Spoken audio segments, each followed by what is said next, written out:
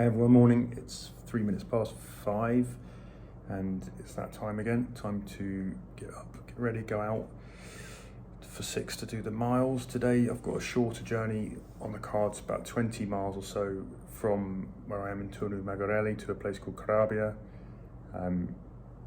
It should be more of the same running really. I've just looked at the route, which I'll do every day. I'll kind of appear last night at what's ahead. I check the route that I planned at home and I reference that against the Eurovelo route to see whether or not I've actually planned a deviation from the Eurovelo route or whether I've stuck to it. And then also I'll just tap it into Google Maps Nav to see what Google Maps Nav recommends as the route from A to B. And out of all of that, I'll roughly sort of suss out what my route is going to be for the day. Now, when I planned it back at home, there was quite a lot of plans where I'd sort of cut off main roads and bits and sort of cut through countryside to try and hug the river more closely, and things that look a little bit more runnable and maybe a little bit more scenic. Now, my experience early on in this was that wasn't necessarily sort of the greatest idea in terms of overall safety. Sometimes it also doesn't really make sense in terms of availability of water. So the roads, obviously, you know, where they are right now, these ones that I'm running, they're not so busy. Cars don't pulse quite as often, you know, so you're pretty safe, and they're quite scenic. And every 10Ks or so, you tend to get a shop or something, so it makes kind of sense to stick to those. So my route today, I think, is going to take me along a similar sort of road that I've been running the last 2 days, which has been great. And it's pretty much a direct shot straight into Corabia. This time though, there isn't a shop, I don't think, for the first sort of 13 miles, so that's fine. I should have enough water, and I've got enough kind of fuel to get me through those first 30 miles if I run them well this morning. And then I think that'll be my stopping point, have a little sit down, and then have, get the last sort of 7 done.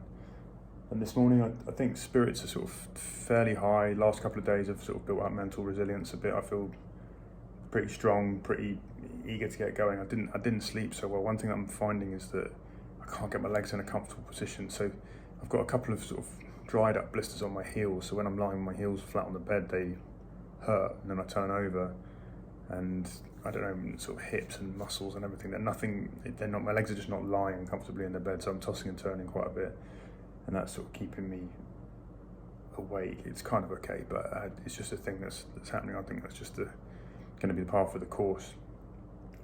Other than that, I've had a decent breakfast this morning, so I was able to get access to a supermarket.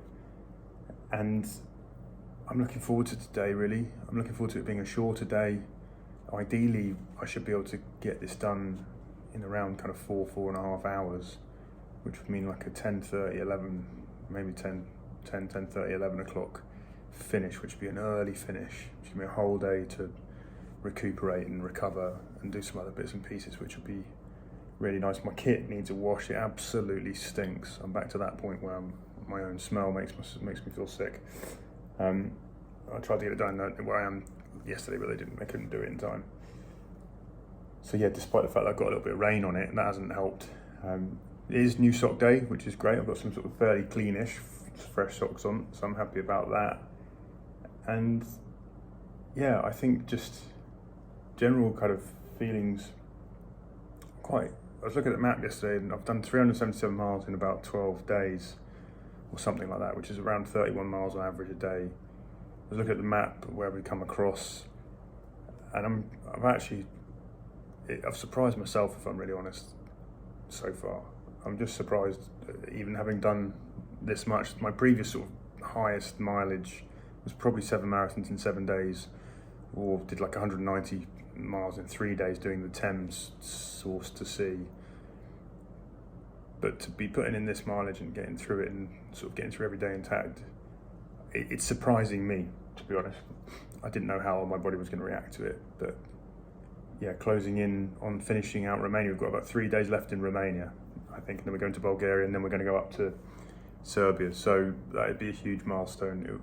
Take it one day at a time, but yeah, it feels quite crazy. I mean, I'm also burning huge amounts of calories. If Strava is, and these things are sort of, you have to take them with a pinch of salt because it's done off the heart rate monitor on the watch, but yesterday was like 4,000 calories. the good news is I ate about 5,000 calories in Haribo and pastries from the bakery, so we're all good. I think I'm actually going to come back having put on a bit of weight, which is, no, but I won't. My aim is to maintain weight. I don't, basically just if I'm maintaining weight, then I'm doing right. I'm getting the fuel back in that I need to. I am missing my sort of 33 fuel shakes that I have in the morning, I think, and that foundation of my super greens, their wellness greens that they do, and also my recovery shakes from Veloforte. Those two things I think I am missing a bit. I'm supposed to be picking up a resupply package in 2 stops at a place called Bechet, which I sent to the campsite there. That hasn't arrived yet, so it's looking like I might have at least another week without any of those supplies that I kind of am used to. But it's still working. It's just in the mornings, it makes things slightly more complicated, just having to find breakfast the day before and make sure you can get something. I know I'm going to go to some place where that's not going to be as easy as it has been with the supermarkets here. But overall, I'm just, got to get out there and get this one done. And then it will be 2 weeks down, basically, of the mission. So that'll be a good milestone. So anyway, let's get out there and do it. We both look for a sign, and you say these are troubles of mine. Weary thoughts of breaking up, coming under your skin. Don't know if we should stop or begin. 'Cause I was there by your side, with my eyes open wide, and I know that will always be true. There were no reasons why, guess all beauty must die. We try hard but we also know, so reckless, so reckless.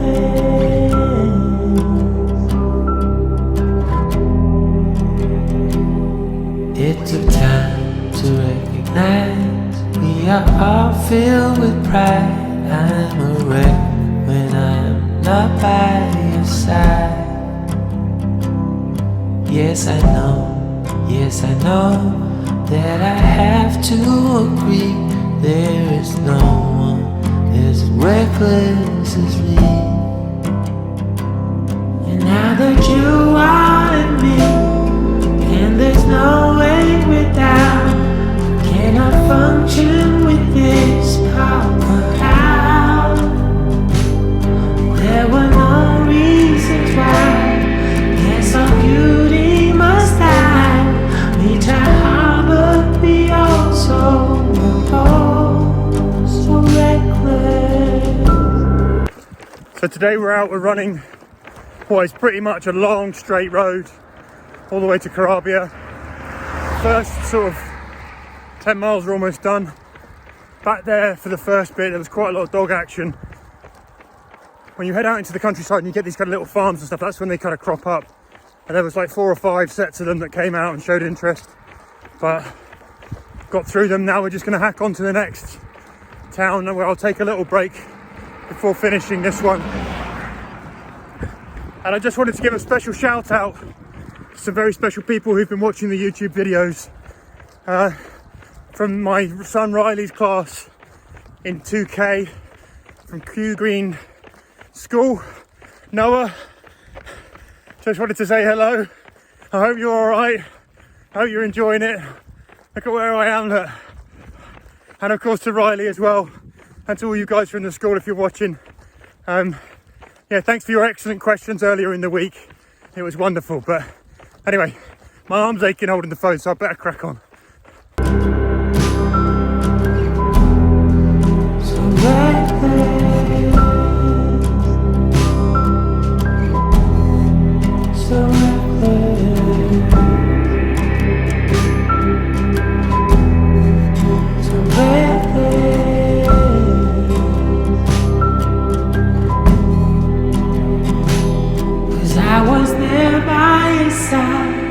With my eyes open wide, and I know that will always be true.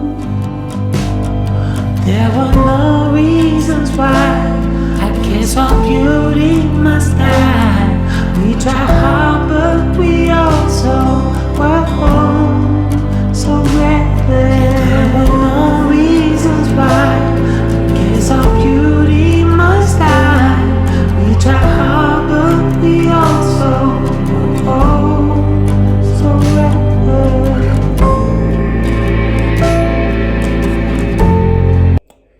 So day 14 is done. Shorter one today, just short of 20 miles in the end, and one that I was quite looking forward to, really, just it being shorter. The 4 hours that it took me just over is such a major difference to when you're out there running for 8.5, just in terms of how it sort of leaves you the rest of the day to chill out and recover and relax. I'm not going to say that was an easy 20 miles though. It's still hard out there, you know, ticking over those miles, getting them down is still a challenge, obviously, but the 20 miler does feel easier and shorter. I mean, this is an obvious thing to say, but the 20 miles is starting to feel very manageable, I guess is what point I'm making, rather than, you know, 35, 40. The other thing, I think this morning I was up and out pretty quick, pretty smart, got moving. I walked the first sort of 3 or 4 miles just because the legs felt a bit tight this morning. I mean, you should see me when I get out of bed in the morning. I have to take the first 6 or 7 steps very, very gingerly, because it just takes a little bit of time for the Achilles and for the calves and everything to sort of warm up even that. So there's no sudden movements first thing in the morning when I get out of bed here. And then sort of walking around, they loosen off. But as I was going out, I thought, actually, do you know what? Because I've got a bit of time today, I'm going to ease into it. I walked out of town again. And that really worked. I think it just got to give the muscles a chance to sort of warm up and not go straight into it.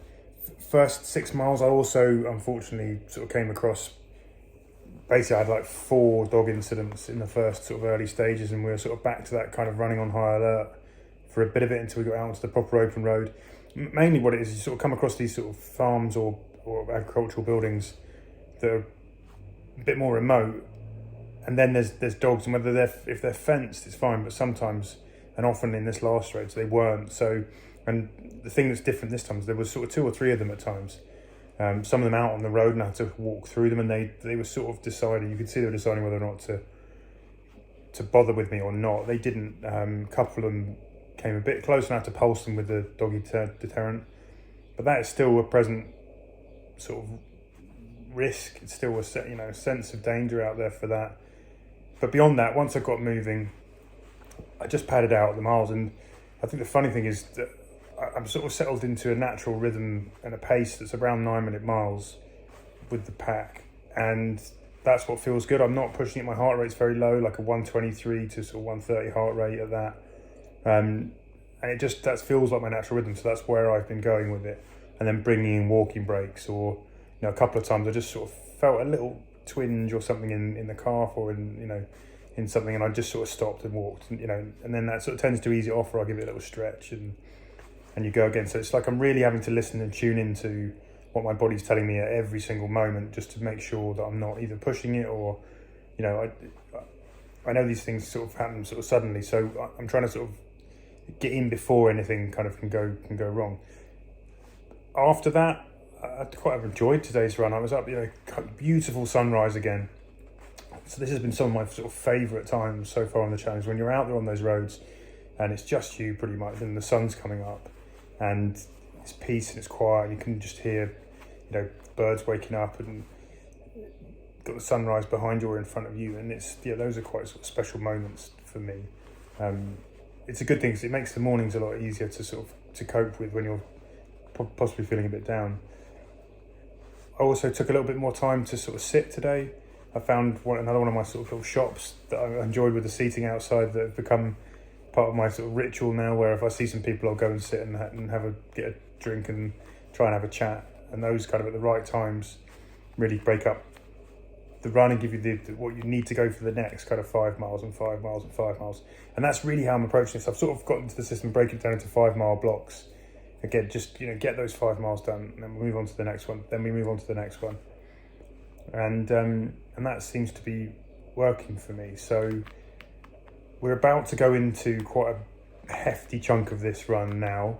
I mean, there's lots of hefty chunks, but this next stage, there's potentially many 30 milers coming up. There's a 49 miler in there as well, which I'm just trying to rejig. And I've been speaking to Dimitar, who came and rescued me the other day, about whether or not he might be able to help me out. The reason I've got to do a 49 miler is because the distance between a place where there's accommodation and this next place where there's accommodation is basically that.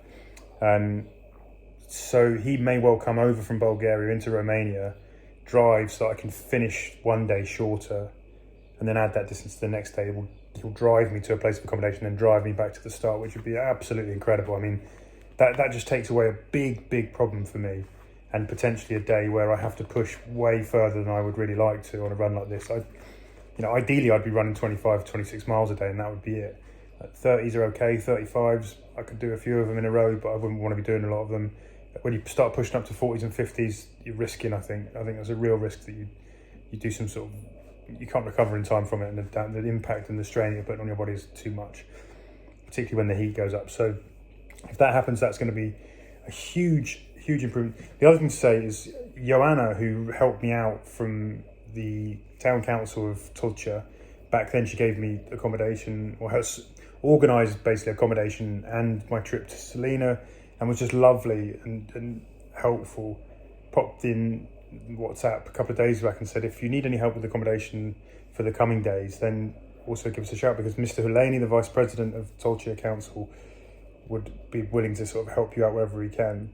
And they did for today. So coming into Corabia, they sorted me a place to stay and some food by contacting the local council office here in this town.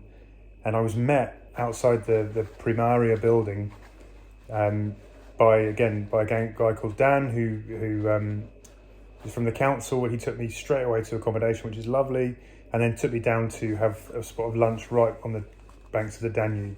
And this kind of stuff just makes it so much easier.